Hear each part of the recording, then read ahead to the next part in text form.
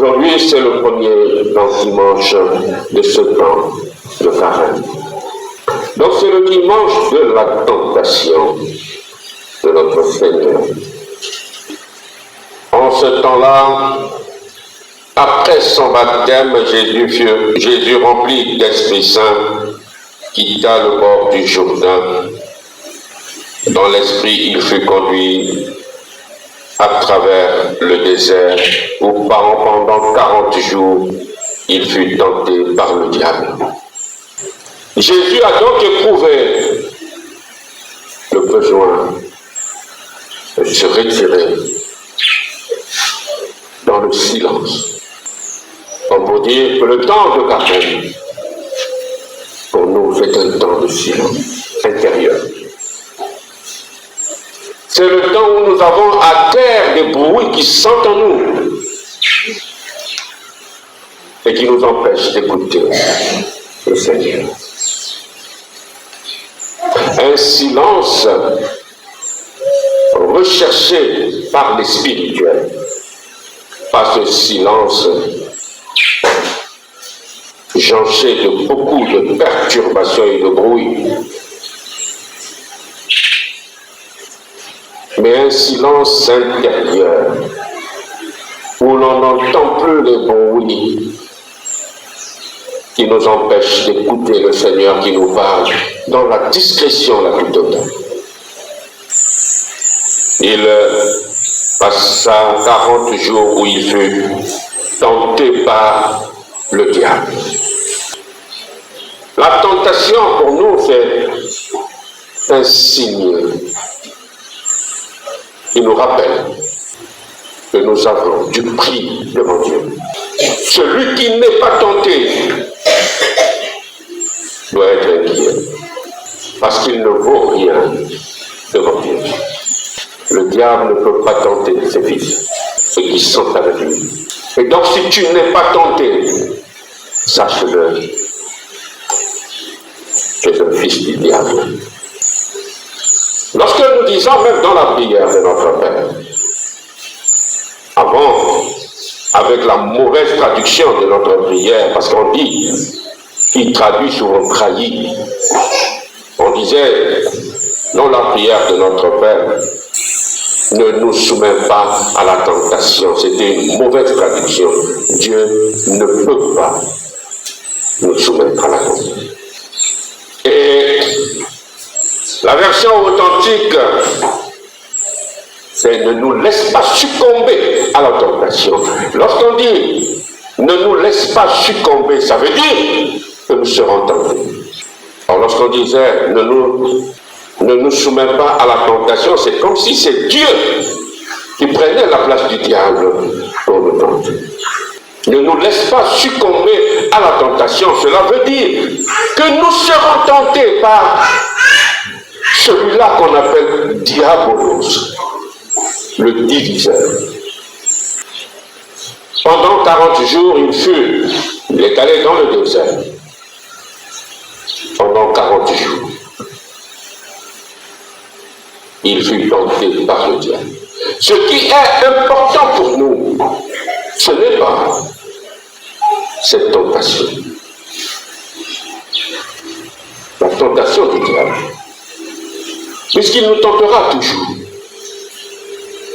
Mais ce qui est important pour nous, c'est la capacité en complicité avec le Seigneur d'en triompher. Notre triomphe devant la tentation du diable.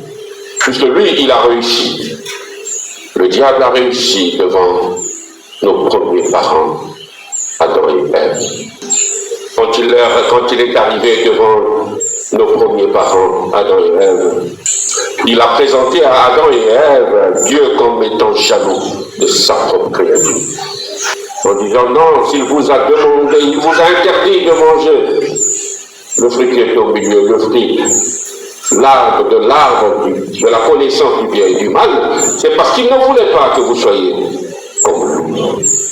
Il a réussi avec Adam et Ève, nos premiers parents, mais il n'a pas fini, il continue à travailler. Si nous dormons, Diabolos ne dort pas. Pour nous, ce qui est important, l'épreuve est une occasion pour nous de révéler notre relation indéfectible au Père. Il y a donc eu un affrontement dans le désert entre Jésus et le diable. Dans quel domaine? Dans 3 domaines. Donc au niveau économique, au niveau politique et au niveau religieux. Le premier domaine, c'est au niveau économique. Quand ce temps fut écoulé, il y eut faim.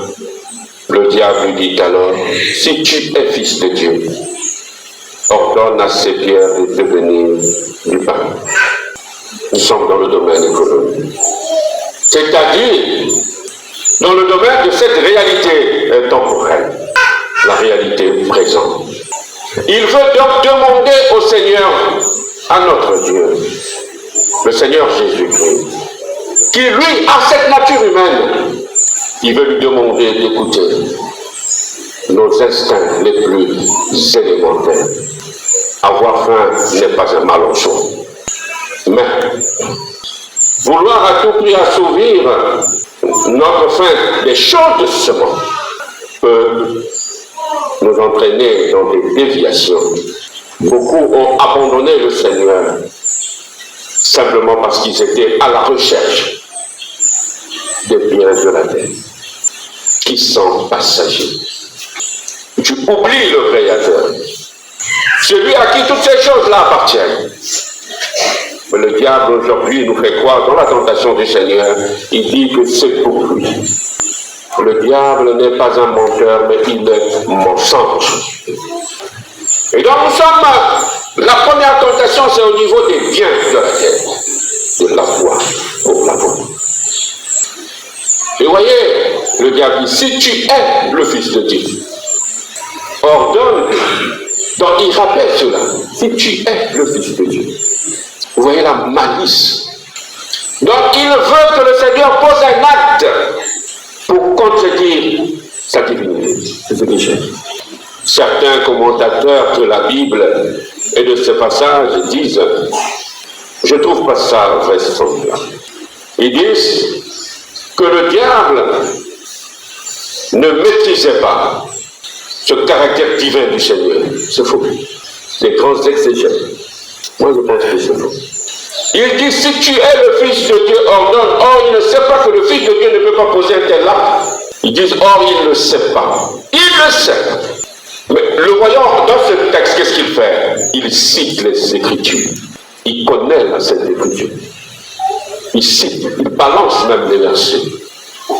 C'est pourquoi je ne cesse de vous dire, ce n'est pas celui-là qui va rabâcher des versets bibliques devant vous que vous devez considérer qu'il est en parfaite communion avec le Créateur. Même le diable cite les versets bibliques. Et à la fin de cet évangile, nous avons entendu, ayant ainsi épuisé toutes les formes de tentation, le diable s'éloigna de Jésus jusqu'au moment fixé. Il avait fixé une autre rencontre. C'était le jour de la passion, ce vendredi à Gethsémani. Donc il a épuisé toutes les formes. Ça veut dire il avait la maîtrise du dossier réel et il voulait induire le Seigneur en erreur pour fausser sa mission. Et qu'est-ce qu'il fait? On dit ici, il s'éloigna de Jésus jusqu'au moment fixé. Donc il avait pris rendez-vous à Gethsémani. Et quand il arrive à Jérusalem, le Seigneur dit, Jésus-Christ, Eloi, Eloi, lama sabachthani. Mon Dieu, pourquoi m'as-tu abandonné? Jésus a voulu nier la croix. C'était le rendez-vous de Dieu et de Satan ce jour-là. Il a dit, je t'attends. Et Jésus se rendit compte qu'il commence à nier la croix. Il a dit, Père, non pas ma volonté. C'est là où c'était l'échec définitif du diable. Et nous sommes entrés dans la gloire avec le Seigneur.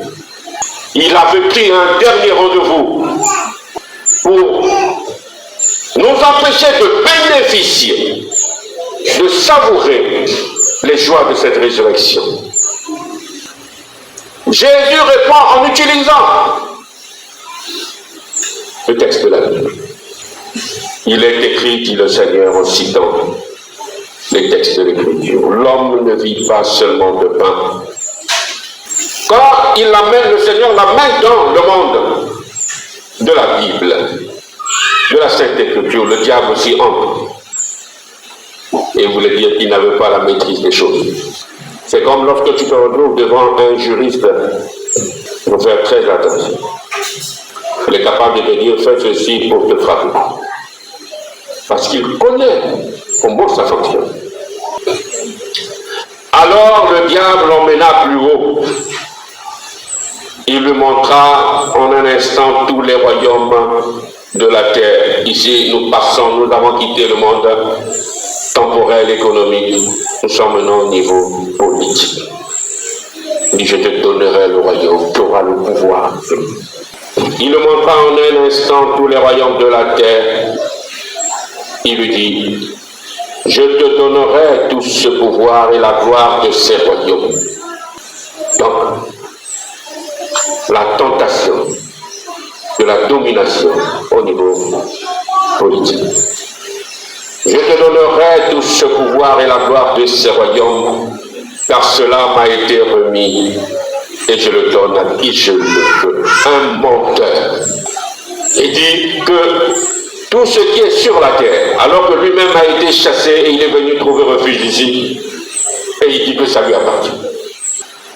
Et il est très subtil. Cela m'a été remis. Au même moment, quand il dit cela m'a été remis, ça veut dire qu'il nous annonce ici, sans le savoir, que ce n'est pas lui qui a créé ces choses. Lui, on me l'a donné. Ici, il est en train d'annoncer de façon indirecte, c'est Dieu qui a créé toutes choses. C'est ce qu'il dit, mais il ne dit pas ça. C'est le nom dit. Cela m'a été remis. Mais il n'a pas dit. C'est moi qui ai créé. Il n'a pas dit ça. Il dit, cela m'a été remis. Mais il m'annonce à moi. Il m'annonce que ce n'est pas lui qui a créé toutes ces choses. Parce que si ça t'a été remis, il n'y a aucun problème.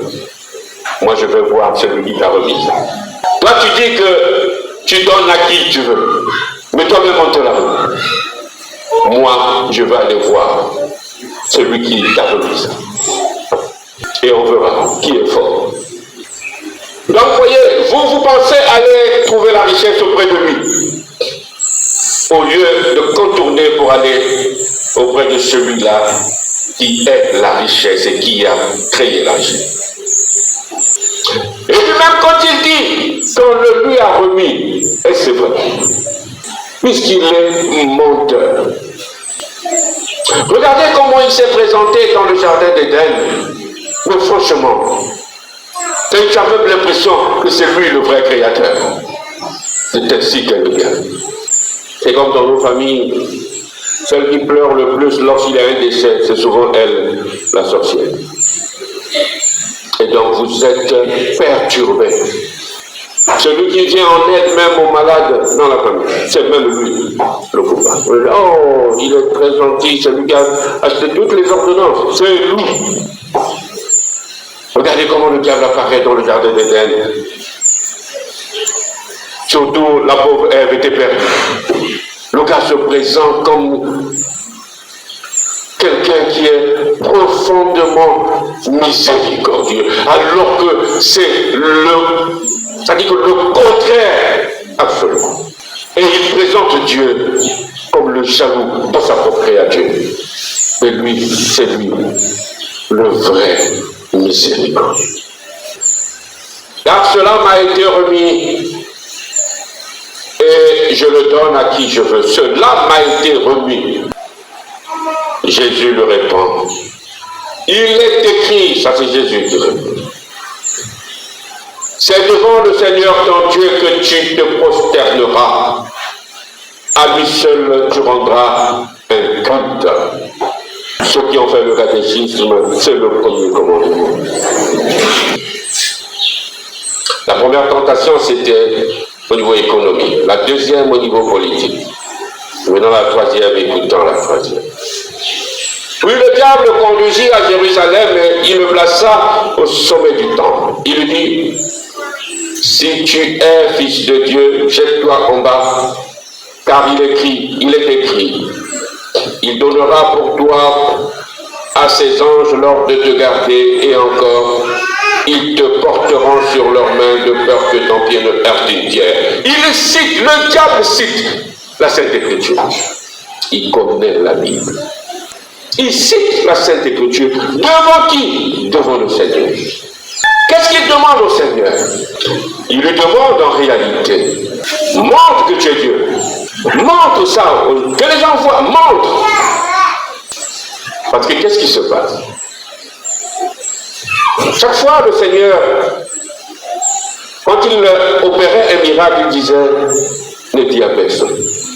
Les gens pensent que, mais pourquoi il le faisait? Pourquoi il disait ne dis à personne? Ça fait quoi? Parce que le titre de Messie était tellement ambigu que le diable avait pris conscience de ça et il dit, je veux passer par ça pour fausser la mission du Seigneur. C'est la plus grande tentation des charismatiques. Je veux dire, montre que tu es puissant. Avec ils sont montre que tu es puissant. Là, qui se va. En réalité, si tu es avec Dieu et tu te dis, oui, je veux montrer, Dieu se retire. Parce que Dieu ne peut pas vivre dans une présence orgueilleuse, prétentieuse. Et le diable, c'est ça. Nous tombons dans cette tentation.